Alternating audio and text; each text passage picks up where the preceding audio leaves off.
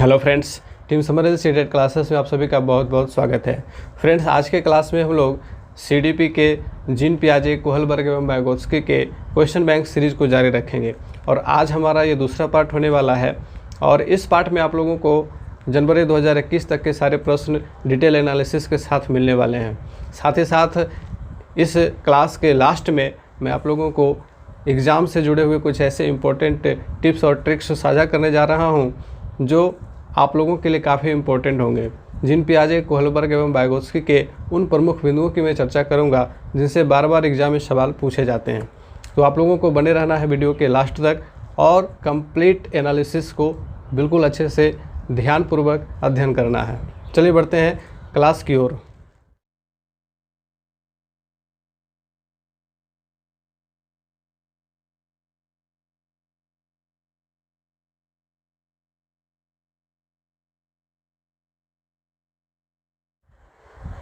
तो हमारा ये पार्ट 2 हमारा आज शुरू हो रहा है और ये आप लोगों के सामने रूटीन रहा। तो रूटीन आप लोग देख ही रहे हैं और इस अनुसार से क्लासेस लाने की मैं भरपूर कोशिश कर रहा हूँ। हालांकि बीच बीच में मौसम ख़राब रह जाने की वजह से और कुछ पर्सनल कारणों से क्लासेस आने में डिले हो रहे हैं और इसके लिए मैं आप लोगों से माफ़ी मांगना चाहूँगा। लेकिन मेरी पूरी कोशिश है कि आप लोगों की पूरी तैयारी हो जाए। और चलिए बढ़ते हैं पहले सवाल की ओर और ये सितंबर 2016 से सवाल है। जीन पियाजे के अनुसार अधिगम के लिए निम्न में से क्या आवश्यक है? ऑप्शंस हैं वयस्कों के व्यवहार का अवलोकन, ईश्वरीय न्याय पर विश्वास, शिक्षकों और माता पिता का पुनर्बलन, शिक्षार्थी के द्वारा पर्यावरण की सक्रिय खोज।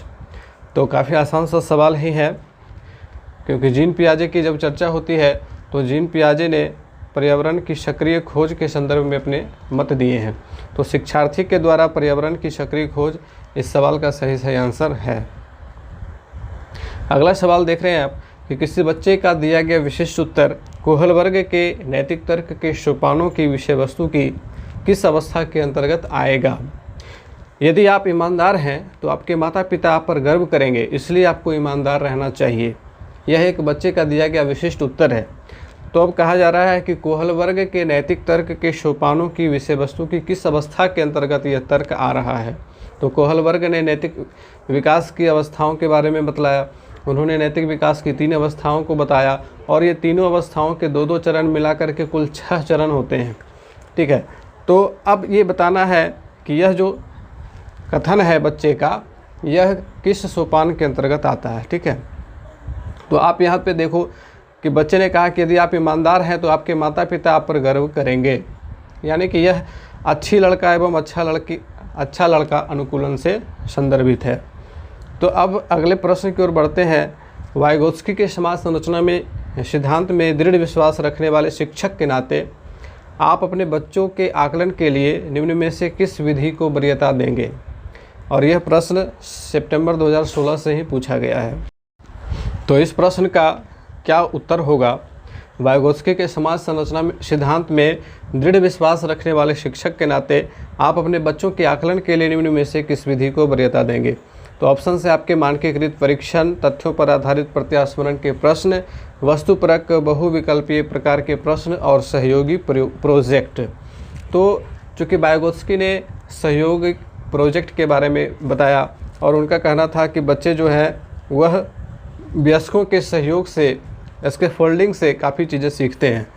तो हम यहाँ सहयोगी प्रोजेक्ट के साथ चलेंगे। सहयोगी प्रोजेक्ट इस सवाल का सही आंसर होगा। अगला प्रश्न है कि जीन पियाजे के अनुसार प्रारूप यानी कि स्कीमा जिसे हम लोग कहते हैं, स्कीमा निर्माण वर्तमान योजनाओं के अनुरूप बनाने हेतु नवीन तकनीकी में संशोधन और नवीन जानकारी के आधार पर पुरानी योजनाओं के संशोधन के परिणाम के रूप में घटित होता है। इन दोनों प्रक्रियाओं को किस नाम से जाना जाता है? और यह सवाल भी सितंबर 2016 में ही पूछा गया है। तो एक चीज़ यहाँ पे गौर करने वाली है कि सितंबर 2016 से प्रश्नों की संख्या बढ़ गई। पहले 3-3 प्रश्न पूछे जाते थे, लेकिन अब जो है 2016 से लेकर के अभी तक का जो ट्रेंड चल रहा है, तो इन तीनों ही मनोवैज्ञानिकों से संबंधित लगभग 5 से 6 सवाल हर साल पूछे जा रहे हैं। तो एक तरह से ये सबसे अधिक सवाल पूछे जाने वाला अध्याय बन चुका है और ये काफ़ी इम्पोर्टेंट अध्याय भी सी टेट का है। क्योंकि ना केवल सीडीपी में बल्कि अन्य विषयों के पेडागोजी में भी इनसे संबंधित सवाल पूछे जाते हैं। तो ये काफ़ी इंपॉर्टेंट टॉपिक है और इसीलिए मैंने इसके ऊपर क्वेश्चन बैंक सीरीज तैयार किया। 2011 से लेकर के 2021 तक के एक एक सवाल को ढूंढ करके मैंने आप लोगों के लिए निकाला है। तो चलिए इसका आंसर क्या होगा इसे समझ लेते हैं। कहा जा रहा है कि जीन पियाजे के अनुसार प्रारूप यानी कि स्कीमा निर्माण वर्तमान योजनाओं के अनुरूप बनाने हेतु नवीन तकनीक में संशोधन और नवीन जानकारी के आधार पर पुरानी योजनाओं के संशोधन के परिणाम के रूप में घटित होता है। तो इन दोनों प्रक्रियाओं को किस रूप में जाना जाता है, ठीक है। तो आप यहाँ पे ध्यान देंगे, समावेशन और समायोजन, इसका सही आंसर है समावेशन और समायोजन। क्योंकि यहाँ पे देखेंगे कि प्रारूप निर्माण वर्तमान योजनाओं के अनुरूप बनाने हेतु नवीन तकनीकी में संशोधन, तो नवीन तकनीकी में जब संशोधन होता है तो उस प्रक्रिया को समावेशन कहा जाता है। क्या कहा जाता है? समावेशन कहा जाता है। और नवीन जानकारी के आधार पर पुरानी योजनाओं के संशोधन के परिणाम के रूप में तो उसे समायोजन कहा जाता है। तो समावेशन और समायोजन इसका सही आंसर है। बढ़ते हैं अगले सवाल की ओर। और ये सवाल भी सितंबर 2016 से ही पूछा गया है कि कोई 5 साल की लड़की एक टी शर्ट को तह करते हुए यानी कि उसे समेटते हुए अपने आप से बात करती है। लड़की द्वारा प्रदर्शित व्यवहार के संदर्भ में निम्न में से कौन सा कथन सही है? जीन पियाजे इसे अहम केंद्रित भाषा कहेंगे और वाइगोत्स्की इसकी व्याख्या बच्चे के द्वारा निजी भाषा से अपनी क्रियाओं को नियमित करने के प्रयासों के रूप में करेंगे। दूसरा है कि जीन पियाजे इसकी व्याख्या सामाजिक अन्योन्य क्रिया के रूप में करेंगे और वाइगोत्स्की इसे खोजबीन मानेंगे। तीसरा है जीन पियाजे और वाइगोत्स्की इसकी व्याख्या बच्चे के द्वारा अपनी माँ के अनुकरण के रूप में करेंगे। चौथा है कि जीन पियाजे वाइगोत्स्की इसकी व्याख्या बच्चे के विचारों की अहम केंद्रित प्रकृति के रूप में करेंगे। तो इन चारों कथनों में से कौन सा कथन इस संदर्भ में सही है, ये आप लोगों को बतलाना है। तो यहाँ पे देखेंगे कि लड़की जो है वो अपने आप से बात कर रही है, और जब कोई बच्चा अपने आप से बातचीत करता है तो इसके संदर्भ में वाइगोत्स्की एवं जीन पियाजे के अलग अलग मत हैं। जीन पियाजे ने इसे अहम केंद्रित भाषा कहा है, वहीं वाइगोत्स्की कहते हैं कि यह बच्चों की अपनी भाषा है, प्राइवेट स्पीच है, निजी भाषा इसको कहते हैं। तो पहला ऑप्शन हमारा यहाँ पे सही होगा कि जीन पियाजे इसे अहम केंद्रित भाषा कहेंगे और वाइगोत्स्की इसकी व्याख्या बच्चे के द्वारा निजी भाषा से अपनी क्रियाओं को नियमित करने के रूप में करेंगे। अगला सवाल, कोहलबर्ग के सिद्धांत के योगदान के रूप में निम्न में से किसे माना जा सकता है?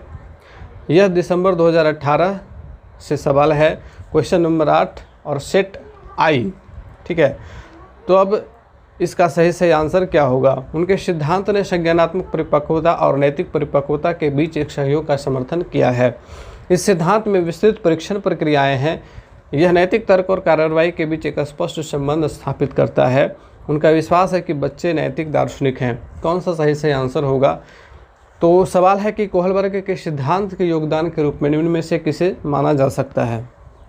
तो कोहलबर्ग ने नैतिक विकास की अवस्थाओं के सिद्धांत दिए, तो उनके सिद्धांत ने संज्ञानात्मक परिपक्वता और नैतिक परिपक्वता के बीच एक सहयोग का समर्थन किया है। ये पहला ऑप्शन ही हमारा सही है कि उनके सिद्धांत ने संज्ञानात्मक परिपक्वता और नैतिक परिपक्वता के बीच एक सहयोग का समर्थन किया है कि जैसे जैसे बच्चों का संज्ञानात्मक विकास होता है वैसे वैसे उनका मोरल डेवलपमेंट भी होता है, वैसे वैसे उनका नैतिक विकास भी होता है। और नैतिक विकास के अवस्थाओं के चरण आप देखोगे तो वह संज्ञानात्मक विकास के अवस्थाओं के चरण से कुछ कुछ मिलता जुलता प्रतीत होता है। अगला प्रश्न आपके सामने ये रहा, निकटवर्ती विकास का क्षेत्र ZPD संदर्भित करता है। यह भी सिटेट दिसंबर 2018 से सवाल पूछे गए हैं और ये सारे सवाल पेपर 1 के सवाल हैं। आप लोगों को मैंने पहले भी बताया कि ये पेपर 1 का सीरीज चल रहा है, इसके बाद पेपर 2 पर हम लोग सीरीज लेकर के आएंगे, तो आप लोगों को उसे भी देखना समझना है ताकि आप लोगों का पेपर 1 और पेपर 2, जो लोग दोनों पेपर की तैयारी कर रहे हैं उनका दोनों पेपर कंप्लीट होगा, और जो लोग पेपर 1 की ही केवल तैयारी कर रहे हैं तो वे ये भी समझेंगे कि पेपर 2 में किस प्रकार के सवाल पूछे जाते हैं और क्या डिफरेंसेस होते हैं इन दोनों पेपर के सवालों में। तो पेपर 2 पे जो सवाल आएंगे, जो सीरीज आएंगे, उसे भी आप लोग वॉच करना नहीं भूलिएगा। फिलहाल इस सवाल के आंसर की चर्चा कर ली जाए कि निकटवर्ती विकास का क्षेत्र क्या संदर्भित करता है। उस चरण को जब अधिकतम विकास संभव है, उस विकासात्मक चरण को जब बच्चा सीखने की पूरी जिम्मेदारी लेता है, एक संदर्भ को जिसमें बच्चे सहयोग के सही असर के साथ कोई कार्य लगभग स्वयं कर लेते हैं। चौथा है कि उस सीखने के बिंदु को जब सहयोग वापस लिया जा सकता है। तो देखिए ZPD यानी कि निकटवर्ती विकास का क्षेत्र, इसे समीपस्थ विकास का क्षेत्र भी कहा जाता है। तो ये ZPD है क्या, पहले इसे समझा जाए। कोई बच्चा, उसका अपना एक क्षेत्र होता है, उसका अधिगम का एक अपना लेवल होता है। फिर जब वह किसी के सहयोग से कुछ चीज़ों को सीखता है तो उसके अधिगम का क्षेत्र, उसका लेवल बढ़ जाता है और इस बढ़े हुए क्षेत्र को ही ZPD कहा जाता है। तो यहाँ पे तीसरा ऑप्शन हमारा सही है कि एक संदर्भ को जिसमें बच्चे सहयोग के सही असर के साथ कोई कार्य लगभग स्वयं करना शुरू कर देते हैं। जब उनका अधिगम स्तर बढ़ जाता है तो वे फिर कार्यों को स्वयं करना शुरू कर देते हैं, तो इसे ही ZPD कहा जाता है। अगला सवाल आपके सामने ये रहा, निम्न में से कौन सा कथन पियाजे के सिद्धांत के अनुसार नहीं कहा जा सकता है। यह भी सीटेट दिसंबर 2018 से सवाल पूछे गए हैं। तो आप देखो कि जैसे जैसे साल आगे बढ़ते गया है और इसी प्रकार से सीटेट में, CDP में इन तीनों मनोवैज्ञानिकों के सवालों की संख्या बढ़ती गई है। तो अब लगभग 5 से 6 सवाल पूछे जा रहे हैं, तो ये काफ़ी इंपॉर्टेंट हो गया। तो इस प्रश्न का उत्तर क्या होगा कि निम्न में से कौन सा कथन पियाजे के सिद्धांत के अनुसार नहीं कहा जा सकता है। विकास गुणात्मक चरणों में होता है। बच्चे अपनी दुनिया के बारे में ज्ञान का निर्माण और उपयोग करते हैं। निरंतर अभ्यास से अधिगम होता है। बच्चे अपने पर्यावरण पर क्रिया करते हैं। तो आप देखो कि इन 4 कथनों में से कौन सा कथन जीन पियाजे के अनुसार नहीं है। पहला कथन है कि विकास गुणात्मक चरणों में होता है, तो इसकी व्याख्या जीन पियाजे ने की है कि हाँ, विकास गुणात्मक चरणों में होता है। दूसरा है कि बच्चे अपनी दुनिया के बारे में ज्ञान का निर्माण और उपयोग स्वयं करते हैं, तो ये भी सही है। निरंतर अभ्यास से अधिगम होता है, यह बात जीन पियाजे ने नहीं कही है। और चौथा है कि बच्चे अपने पर्यावरण पर क्रिया करते हैं, वे पर्यावरण के सक्रिय निवेशक होते हैं, नन्हे वैज्ञानिक के रूप में जाने जाते हैं। तो ये भी कथन जीन पियाजे का है। तो तीसरा ऑप्शन हमारा सही होगा क्योंकि यह कथन जीन पियाजे का नहीं है। अगला सवाल आपके सामने रहा, ये जीन पियाजे के अनुसार बच्चे, ये सीटेट जुलाई 2019 से सवाल है, ज्ञान को सक्रिय रूप में संरचित करते हैं जैसे जैसे वे दुनिया में व्यवहार कौशल का प्रयोग करते हैं तथा अन्वेषण करते हैं। प्रेक्षणात्मक अधिगम की प्रक्रिया का अनुसरण करते हुए दूसरों का अवलोकन करके सीखते हैं। दूसरों का अवलोकन करके सीखते हैं, ये कथन वाइगोत्स्की का है, जीन पियाजे का नहीं है। को उद्दीपन अनुक्रिया संबंधों के सावधानीपूर्ण नियंत्रण के द्वारा एक विशेष तरीके से व्यवहार करने के लिए अनुबंधित किया जा सकता है। उद्दीपन अनुक्रिया का सिद्धांत BF स्किनर का सिद्धांत है, ये भी जीन पियाजे का नहीं है। को पुरस्कार एवं दंड के सिद्धांतों का प्रयोग करते हुए विशिष्ट तरीके से व्यवहार करना एवं सीखना सिखाया जा सकता है। पुरस्कार एवं दंड के सिद्धांत को हलवर्ग के द्वारा दिए गए हैं, पियाजे के द्वारा नहीं दिए गए हैं। तो पहला कथन हमारा सही होगा, जीन पियाजे के अनुसार बच्चे ज्ञान को सक्रिय रूप में संरचित करते हैं जैसे जैसे वे दुनिया में व्यवहार कौशल का प्रयोग करते तथा अन्वेषण करते हैं, नई नई खोज करते हैं, इंटरेक्शन होता है उनका वातावरण से। तो ये जीन पियाजे के अनुसार पहला कथन सही है। फ्रेंड्स, यदि आप लोगों को ये सारा नोट्स PDF में चाहिए, साथ ही साथ हमारे डिटेल क्लासेस के नोट्स चाहिए, तो आप लोग ज़्यादा से ज़्यादा चैनल को सब्सक्राइब कीजिए। जैसे ही 5000 सब्सक्राइबर कंप्लीट होते हैं तो ये सारे नोट्स, ये सारे PDF आप लोगों के लिए फ्री ऑफ कॉस्ट अवेलेबल हो जाएंगे। तो जल्दी से जल्दी सब्सक्राइब करिए, अपने दोस्तों से भी करवाइए, ताकि जैसे ही 5000 का टारगेट हमारा कंप्लीट होता है तो हमारे सारे नोट्स आप लोगों के लिए अवेलेबल हो जाएंगे। अगला सवाल है कि एक बच्चा तर्क प्रस्तुत करता है कि हिंज को दवाई की चोरी नहीं करनी चाहिए। वह दवाई जो उसकी पत्नी की जान बचाने के लिए ज़रूरी है, क्योंकि यदि वह ऐसा करता है तो उसे पकड़ा जाएगा और जेल भेज दिया जाएगा। कोहलबर्ग के अनुसार वह बच्चा नैतिक समझ की किस अवस्था के अंतर्गत आता है। अब एक छोटा सा बच्चा है, उसके सामने हिंज नाम का एक व्यक्ति है जो दवाई की चोरी कर रहा है। हालांकि वह दवाई इसलिए चुरा रहा है क्योंकि उसकी पत्नी की जान बचाने के लिए वह दवाई काफ़ी ज़रूरी है। अब वह छोटा सा बच्चा किस अवस्था में आता है कोहलबर्ग के नैतिक सिद्धांत के अनुसार, क्योंकि उसकी समझ में हिंज गलत कर रहा है। हालांकि हिंज अपनी जगह पे सही है, लेकिन उस बच्चे की नज़र में हिंज गलत कर रहा है। तो क्यों गलत कर रहा है, उस बच्चा का जो स्तर है वो क्या स्तर है, ये आप लोगों को बताना है। तो बच्चा पहले स्तर में है, ठीक है, पूर्व परंपरागत स्तर में है, और उसका जो दंड एवं आज्ञा पालन अभिविन्यास है, इस चरण में वो अभी है, पहले चरण में है। क्योंकि पहले चरण में बच्चा दंड एवं आज्ञा पालन को ही केवल मानता है।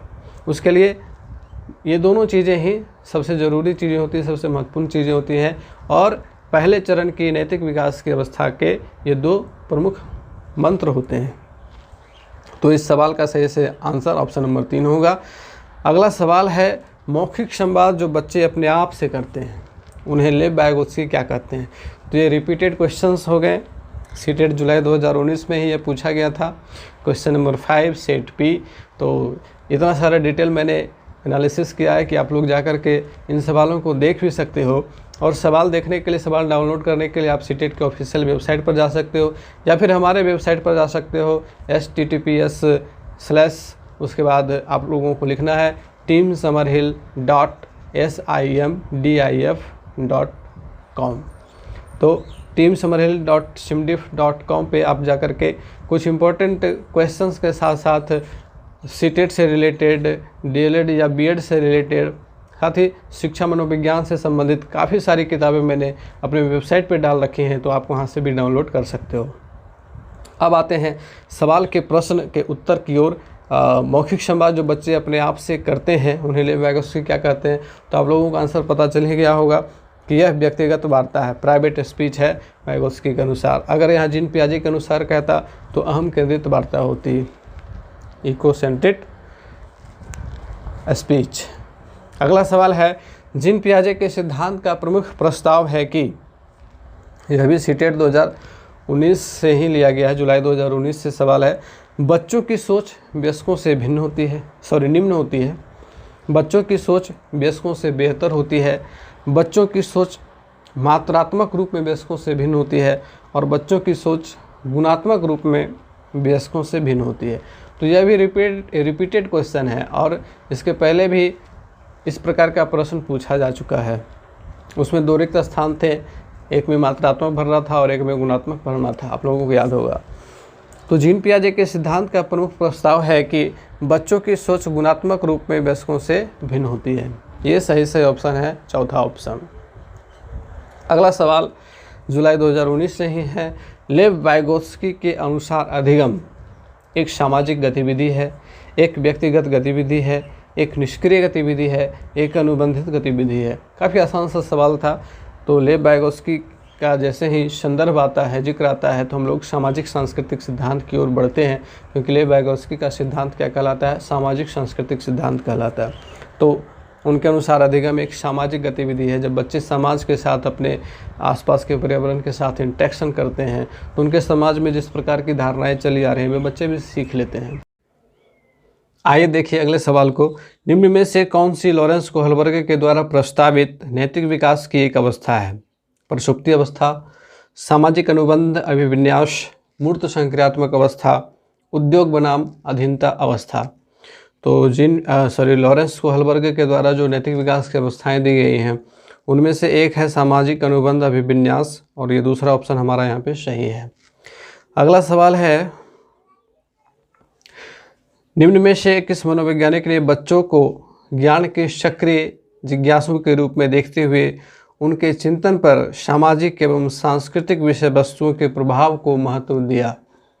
यह सीटेट दिसंबर 2019 से सवाल है। ऑप्शंस हैं जॉन बी वाटसन, लेब वाइगोत्स्की, जीन पियाजे, लॉरेंस कोहलबर्ग।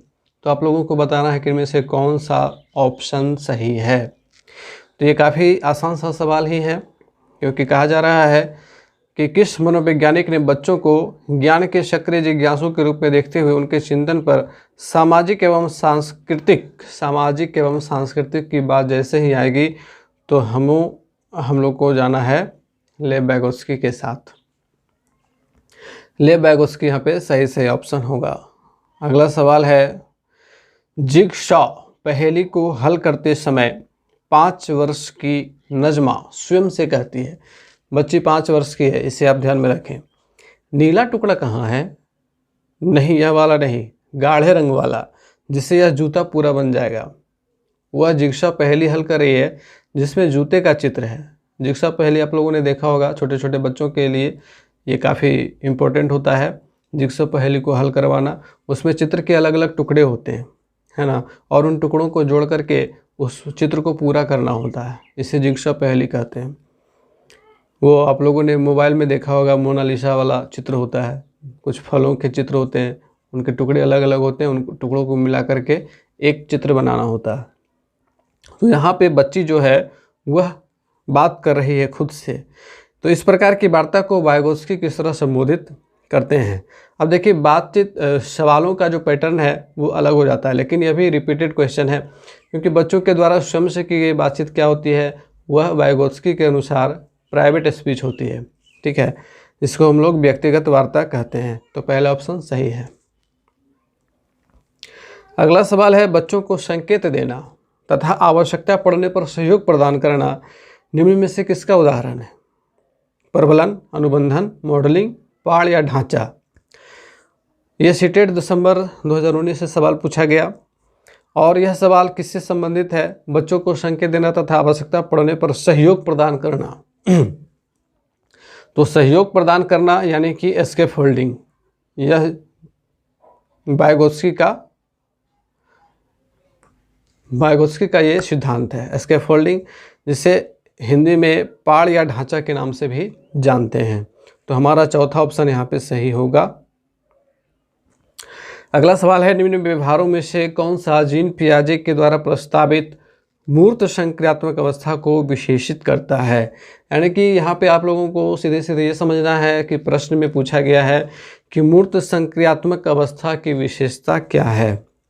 तो सबसे पहला ऑप्शन है परिकल्पित निगमनात्मक तर्क, साध्यात्मक विचार, संरक्षण, कक्षा समावेशन, आस्थिगत अनुकरण, पदार्थ स्थायित्व, प्रतीकात्मक खेल, विचारों की अनुत्क्रमणीयता, रिवर्सिबिलिटी ऑफ थॉट। तो इन ऑप्शंस में से कौन सा मूर्त संक्रियात्मक अवस्था की विशेषता है। ठीक है, तो मूर्त संक्रियात्मक अवस्था यानी कि कंक्रीट ऑपरेशनल स्टेज, ये कौन सी अवस्था है। पहली अवस्था इंद्रिय जनित भ्रामक अवस्था, दूसरी अवस्था पूर्व संक्रियात्मक अवस्था प्री ऑपरेशनल स्टेज, और तीसरी अवस्था है मूर्त अवस्था, यानी कि 7 से 11 वर्ष की आयु के बीच के बच्चों के बारे में यह पूछा जा रहा है। तो परिकल्पित निगमनात्मक तर्क, साध्यात्मक विचार, ये अमूर्त संक्रियात्मक अवस्था की विशेषता है। तो हमारा ये ऑप्शन गलत हो जाएगा। दूसरा है संरक्षण, कक्षा समावेशन, यानी कि वर्गीकरण और संरक्षण का गुण विकसित हो जाना, जो चीज़ें वहाँ बच्चे अंतर कर पा रहे हैं या नहीं, उनके दिमाग में कॉन्सेप्ट्स आ रहे हैं या नहीं, ये संरक्षण का गुण प्रदर्शित करता है। तो ये दूसरा ऑप्शन हमारा सही है। तीसरा आस्थिगत अनुकरण, पदार्थ स्थायित्व, यानी कि ये जो पूर्व संक्रियात्मक अवस्था में ही पदार्थों का स्थायित्व हो जाता है बच्चों में। और चौथा प्रतीकात्मक खेल, विचारों की अनुत्क्रमणीयता, यह भी चौथी अवस्था है, अमूर्त संक्रियात्मक अवस्था है। तो हमारा दूसरा ऑप्शन यहाँ पे सही होगा, संरक्षण व कक्षा समावेशन, ये मूर्त संक्रियात्मक अवस्था की विशेषता है। अगला सवाल दिसंबर 2019 से ही है, बच्चों के संज्ञानात्मक विकास के संदर्भ में निम्न में से कौन सी पियाजे की संरचना है। स्कीमा, अवलोकन अधिगम, अनुबंधन, प्रबलन। तो काफ़ी आसान सा सवाल आप लोगों को लगा होगा, क्योंकि जीन पियाजे ने स्कीमा का सिद्धांत दिया, स्कीमा के बारे में जीन पियाजे ने बतलाया है। अब बढ़ते हैं अगले सवाल की ओर, और ये सवाल आपका सीटेट जनवरी 2021 से पूछा गया है। तो जनवरी 2021 के सवाल शुरू हो चुके हैं।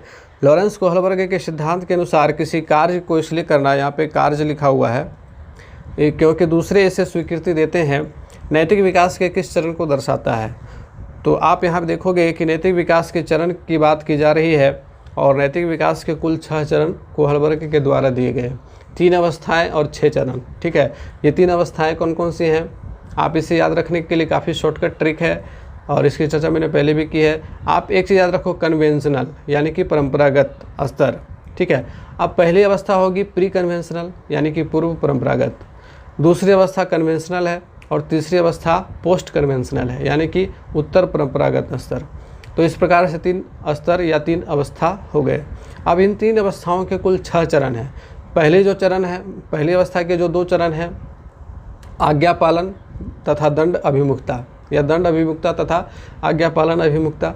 दूसरा चरण है आत्माभिरुचि एवं प्रतिफल। उसके बाद जो दूसरी अवस्था है यानी कि कन्वेंशनल स्टेज जो है उसके भी 2 चरण बताए हैं। इसके 2 चरण कौन कौन से हैं? तो अधिकार संरक्षण और अच्छा लड़का एवं अच्छी लड़की। फिर तीसरी अवस्था के 2 चरण हैं, वे कौन कौन से हैं? तो सार्वभौमिक सिद्धांत उसी में है और एक सामाजिक अनुबंध का सिद्धांत। तो इस प्रकार से कुल 6 चरण कोहल वर्ग के हैं। तो यहाँ पे हमें बताना है कि ये जो सिद्धांत दिया कि किसी कार्य को इसलिए करना क्योंकि दूसरे इसे स्वीकृति देते हैं, किसी कार्य को केवल इसलिए करना क्योंकि दूसरे इसे स्वीकृति देते हैं। तो दूसरे इसे स्वीकृति देते हैं यानी कि किसी के अधिकार के संरक्षण के अंतर्गत है, ठीक है। अधिकार संरक्षण के चरण को बताया जा रहा है यहाँ पे। तो अधिकार संरक्षण का चरण किस अवस्था में आता है? तो अभी हम लोगों ने चर्चा की अधिकार संरक्षण दूसरी अवस्था में आता है, यानी कि प्रथागत कन्वेंशनल स्टेज में आता है। तो हमारा दूसरा ऑप्शन यहाँ पे सही होगा। अब देखिए अगला सवाल आपके सामने ये रहा, लेव वाइगोत्स्की का सामाजिक सांस्कृतिक परिप्रेक्ष्य अधिगम प्रक्रिया में किसके महत्व पर जोर देता है? ऑप्शंस है आपके सांस्कृतिक उपकरणों के ऊपर, गुणारोपण, एट्रीब्यूशन, अभिप्रेरणा, मोटिवेशन, संतुलीकरण, इक्विलिब्रेशन। तो यहाँ पे सही से ऑप्शन क्या होगा? वाइगोत्स्की की बात की जा रही है तो वाइगोत्स्की का सामाजिक सांस्कृतिक परिप्रेक्ष्य अधिगम प्रक्रिया में सांस्कृतिक उपकरणों को, कल्चरल टूल्स को महत्व देता है। अगला सवाल देखेंगे, जीन पियाजे अपने संज्ञानात्मक विकास के सिद्धांत में संज्ञानात्मक संरचनाओं को किसके रूप में वर्णित करते हैं? मनोवैज्ञानिक उपकरणों के रूप में, उद्दीपक अनुक्रिया संबंध, विकास का समीपस्थ क्षेत्र, स्कीमा या मनोबंध। तो जीन पियाजे की जैसे ही बात आती है तो हमें जाना है किसके साथ? स्कीमा के साथ, क्योंकि स्कीमा का सिद्धांत जीन पियाजे ने दिया। मनोवैज्ञानिक उपकरण के साथ नहीं जाएंगे। उद्दीपक अनुक्रिया संबंध स्किनर का सिद्धांत है। विकास का समीपस्थ क्षेत्र ये वाइगोत्स्की का सिद्धांत है। तो इस प्रकार से हम लोग अब आखिरी सवाल की ओर चलते हैं जो जनवरी 2021 में पूछा गया था। जीन पियाजे के संज्ञानात्मक विकास के सिद्धांत में पूर्व संक्रियात्मक अवस्था में विकास का मुख्य गुण क्या होता है? अब आपको यहाँ पे पूर्व संक्रियात्मक अवस्था की विशेषता पूछी जा रही है। एक पीछे हम लोगों ने क्वेश्चन डिस्कस किया, उसमें हम लोगों ने देखा कि मूर्त संक्रियात्मक अवस्था की विशेषता बतलाई जा रही है। मूर्त संक्रियात्मक अवस्था, तो आप लोगों को ये ध्यान देना है कि जीन पियाजे के विकासात्मक अवस्थाओं, संज्ञानात्मक विकास की जो अवस्थाएं हैं, 4 अवस्थाएं हैं, तो उनकी क्या क्या विशेषता है, उनके क्या क्या गुण हैं, इसे आप लोगों को याद रखना है, ताकि जो सवाल पूछे जा रहे हैं तो उनमें विशेषताएं भी पूछी जा रही हैं। इसके पहले जो सवाल पूछे गए थे उनमें पहली जो अवस्था है इंद्रिय जनित गामक अवस्था, उसकी विशेषता भी पूछी गई। एक सवाल में अमूर्त संक्रियात्मक अवस्था की विशेषता पूछी गई थी। तो इस प्रकार से हम लोग देखते हैं कि जीन पियाजे की जो संज्ञानात्मक विकास की अवस्था है उसकी विशेषताओं को भी याद रखना है। तो यहाँ पे पूर्व संक्रियात्मक अवस्था में कौन सा गुण होता है इसे बताएं। पहला है अमूर्त सोच का विकास। तो अमूर्त सोच जैसे ही आएगा तो वो चला जाएगा चौथी अवस्था में। अमूर्त विकास तो ये नहीं होगा। दूसरा है विचार या सोच में केंद्रीकरण, सेंट्रेशन इन थॉट। बच्चे इस अवस्था में अपने विचारों में केंद्रीकृत होते हैं, विकेंद्रित नहीं होते हैं। तो ये सही ऑप्शन है। तीसरा है परिकल्पित निगमनात्मक तर्क, हाइपोथेटिको डिडक्टिव थिंकिंग। तो ये भी चौथी अवस्था का गुण है। और तीसरा संरक्षण और पदार्थों की क्रमबद्ध करने की क्षमता। तो इसकी चर्चा हम लोगों ने पिछले सवाल में की थी कि यह मूर्त संक्रियात्मक अवस्था की विशेषता है। तो यहाँ पे हमारा दूसरा ऑप्शन सही है। तो अब बढ़ेंगे हम लोग कुछ इम्पोर्टेंट एग्ज़ाम टिप्स की ओर, और इसे आप लोगों को बिल्कुल ध्यान से देखना है, नोट करते चलना है, क्योंकि आप लोगों के लिए काफ़ी इम्पोर्टेंट होने वाला है। और यदि आप लोगों ने अभी तक क्लास को लाइक नहीं किया है तो लाइक तो ज़रूर कर ले। एक लाइक से आपका हमारा मोटिवेशन बढ़ता है और इसी तरह से मेहनत करने की एक मोटिवेशन मिलती है, अभी प्रेरणा मिलती है हमें भी। तो लाइक ज़रूर करें और सब्सक्राइब तो ज़रूर से करें, क्योंकि जैसे ही 5000 सब्सक्राइबर पूरे होते हैं तो ये सारे PDF नोट्स आप लोगों के लिए अवेलेबल होंगे। तो देखेंगे कि कुछ महत्वपूर्ण बिंदुएं, और इसे मैंने कैटेगरी वाइज सिलेक्ट किया है। जीन पियाजे के जो प्रमुख बिंदुएं हैं उसकी चर्चा हम लोग कर लेते हैं, जिनसे बार बार रिपीट होते हैं ये बिंदुएं। तो पहली जो बिंदु है कि बच्चा ज्ञान का सक्रिय अन्वेषक होता है, नन्हा वैज्ञानिक होता है, पर्यावरण का खोजकर्ता होता है। तो इस तरह के जो पॉइंट्स होंगे तो वे जीन पियाजे से जुड़े हुए हैं। तो जैसे ही प्रश्नों में इस तरह के कथन मिले जहाँ पे कहा जाए कि बच्चा ज्ञान का सक्रिय निवेशक है या नन्हा वैज्ञानिक है, तो हमें किसके साथ जाना है? ऑप्शंस में जीन पियाजे जरूर होगा, तो जीन पियाजे के साथ चलना है। जीन पियाजे ने संज्ञानात्मक विकास की 4 अवस्थाओं को दिया: इंद्रिय जनित कामक अवस्था, पूर्व संक्रियात्मक अवस्था, मूर्त संक्रियात्मक अवस्था और अमूर्त संक्रियात्मक अवस्था। तो इन 4 अवस्थाओं के बारे में किसने बतलाया? तो जीन पियाजे ने बतलाया। अगले कुछ प्रमुख बिंदु हैं: एस्कीमा, आत्मसातीकरण या समावेशन जिसे एसिमिलेशन कहते हैं, समायोजन यानी जिसे एकोमोडेशन कहते हैं इंग्लिश में, और अनुकूलन एडेप्टेशन। इन सारे बिंदुओं की चर्चा, इन सारे सिद्धांतों की चर्चा किसने की? तो जीन पियाजे ने की। तो जब ऐसे बिंदु प्रश्न में आते हैं तो इसका संभावित उत्तर कौन होगा? जीन पियाजे होगा। बच्चों की स्वयं से बातचीत को जीन पियाजे ने अहम केंद्रित वार्ता कहा। बच्चों की स्वयं से जो बातचीत होती है उसे जीन पियाजे ने अहम केंद्रित वार्ता के रूप में परिभाषित किया है। बच्चों की सोच गुणात्मक रूप में वयस्कों से भिन्न होती है बजाय मात्रात्मक रूप के। इस बात को भी याद रखेंगे और इस पॉइंट से भी 2 बार प्रश्न पूछे जा चुके हैं। तो ये थे जीन पियाजे से कुछ प्रमुख बिंदुएं। अब है वाइगोत्स्की से कुछ प्रमुख बिंदुएं। बच्चा परस्पर सहयोग के माध्यम से सीखता है। बच्चा परस्पर सहयोग के माध्यम से सीखता है क्योंकि वाइगोत्स्की ने सामाजिक सांस्कृतिक सिद्धांत दिए, है ना। अधिगम का सामाजिक सांस्कृतिक सिद्धांत इन्होंने दिया, जिसमें बतलाया कि बच्चा अन्य लोगों के सहयोग के माध्यम से, वयस्कों के सहयोग के माध्यम से, अपने शिक्षकों के सहयोग के माध्यम से या फिर अपने पीयर ग्रुप्स के सहयोग के माध्यम से सीखता है। पाड़, ढांचा, सहयोग, जिसकी अंग्रेजी है स्कैफोल्डिंग, इसकी चर्चा भी किसने की? वाइगोत्स्की ने। समीपस्थ विकास का क्षेत्र, जेडपीडी का सिद्धांत किसने दिया? वाइगोत्स्की ने दिया। तो ये कुछ इंपॉर्टेंट बिंदुएं हैं जिसे आप लोगों को याद रखना है और इनसे बार बार सवाल रिपीट होते हैं। बच्चों की स्वयं से बातचीत व्यक्तिगत वार्ता के रूप में वाइगोत्स्की ने परिभाषित किया इसे। अब है कोहलबर्ग। तो कोहलबर्ग से जो प्रमुख बिंदुएं हैं इसे आप समझ लें। नैतिक विकास की अवस्था का सिद्धांत कोहलबर्ग ने दिया, ठीक है। और नैतिक विकास की 3 अवस्थाओं को इन्होंने बतलाया और 6 चरण इन्होंने बतलाया। अवस्थाएं या स्तर, लेवल 3 बतलाएं और चरण यानी कि स्टेजेज 6 बताएं। ये हैं, पहली जो अवस्था है पूर्व परंपरागत स्तर, इसे कहा जाता है। 4 से 10 वर्ष की अवस्था होती है बच्चों की और इसके 2 चरण हैं। पहला चरण दंड तथा आज्ञा पालन चरण होता है और एक प्रश्न की चर्चा हम लोगों ने की थी कि हिंज को दवाई नहीं लेनी चाहिए। बच्चे का ये तर्क था क्योंकि उसे पकड़ करके जेल में डाल दिया जाएगा। तो बच्चा इसी पहले चरण में था।